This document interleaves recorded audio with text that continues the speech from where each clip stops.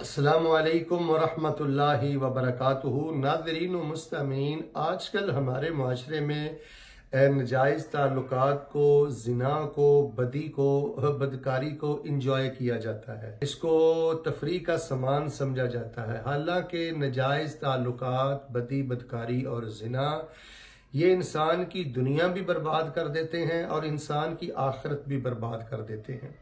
رسول رحمت علیہ السلام کے ارشادات سے پتہ چلتا ہے کہ شرک کے بعد اور قتل کے بعد سب سے بڑا گناہ یہ زنا ہے۔ ناجائز تعلقات سے بچنا چاہیے۔ شیطان بندے کو مشرک بناتا ہے، حرام خور بناتا ہے، یا وہ اس کو زانی بناتا ہے۔ تو زنا کی وجہ سے انسان کی زندگی بھی برباد ہوتی ہے، آخرت بھی برباد ہوتی ہے۔ امام احمد بن حنبل رحمہ اللہ بھی فرمایا کرتے تھے کہ قتل کے بعد یہ سب سے بڑا گناہ زنا ہے، اور زنا کا سب سے بڑا نقصان، ناجائز تعلقات کا سب سے بڑا نقصان یہ ہے کہ انسان کی شخصیت تباہ ہو جاتی ہے، انسان ذلیل و خوار ہو جاتا ہے۔ مجھے آپ بتائیں، کبھی آپ نے سنا ہے، دیکھا ہے کہ زانی کی عزت ہو؟ کبھی آپ نے سنا ہے، دیکھا ہے کہ معاشرے میں زانی کو وقار ملا ہو؟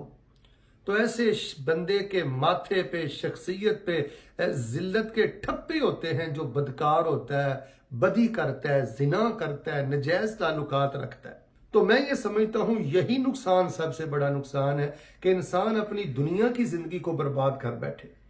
اور دوسرا سب سے بڑا نقصان یہ ہوتا ہے کہ بدکار انسان کا گھر بھی برباد ہو جاتا ہے، اس کے بچے اس کے نہیں رہتے، اس کی بیوی اس کی نہیں رہتی، گھر اجڑ جاتے ہیں۔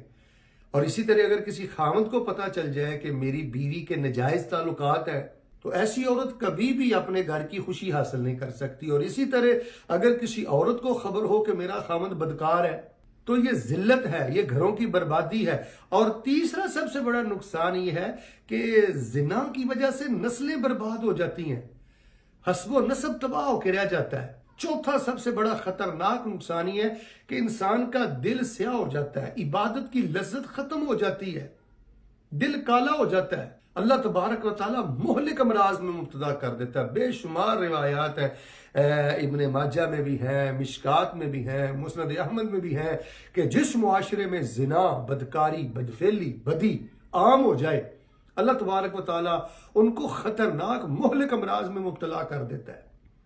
یضاعف له العذاب یوم القیامہ، عام بدکار کو بھی سزا ملے گی قیامت والے دن، لیکن زانی کو کئی گنا زیادہ عذاب دیا جائے گا۔ وہ بڑی معروف روایت ہے نا، خواب والی۔ رسول پاک علیہ السلام نے خواب میں دیکھا کہ چند لوگ تندور نما جگہ ہے، اس میں بہت شور ڈال رہے ہیں، چیخ رہے ہیں، چلا رہے ہیں، ننگے ہیں، برہنہ ہیں، آگ کے شعلے ان کے چہروں پہ پڑتے ہیں۔ تو پوچھا یہ کون لوگ؟ فرمایا یہ آپ کی امت کے زانی مرد ہیں اور زانی عورتیں۔ اللہ تعالیٰ ایسے لوگوں کی طرف نظر رحمت نہیں دیکھے گا۔ اور بعض روایات میں یہاں تک آتا ہے کہ جو شخص اپنے قریبی، اپنے پڑوسی کی عورت کے ساتھ بدی بدکاری کرتا ہے، تو یہ ایک زنا 10 زنا کرنے کے برابر ہے۔ رشتہ داری میں اور محلے میں، پڑوس میں ایسی حرکت کرنا یہ اور زیادہ خطرناک گناہ ہے۔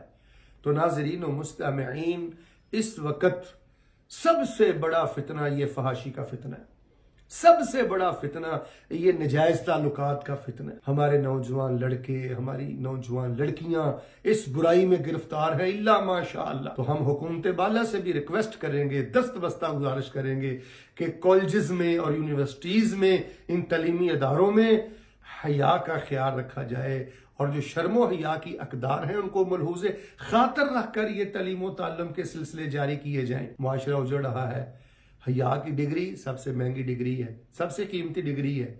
آپ کے پاس حیا نہیں ہے تو آپ کے پاس کچھ نہیں ہے، غیرت نہیں ہے تو کچھ نہیں ہے، شرم نہیں ہے تو کچھ نہیں ہے۔ ایم ایس سی کیجئے، انگلش میں ایم اے کیجئے، ایم فل کیجئے، پی ایچ ڈی کیجئے، لیکن شرم و حیا میں بھی کوئی ماسٹر ڈگری حاصل کیجئے۔ حیا والوں کا بہت رتبہ ہے، اللہ حیا والوں کی ازمائشیں ٹال دیتا ہے۔ حیا والا ہونا بہت بڑے اعزاز کی بات ہے۔ تو ناظرین و مستمعین، ناجائز تعلقات اور غیر محرم خواتین کے ساتھ دوستیاں یہ تباہی اور بربادی کا سامان ہے۔ اللہ مجھے اور آپ کو اس فتنے سے محفوظ فرمائے، آمین ثم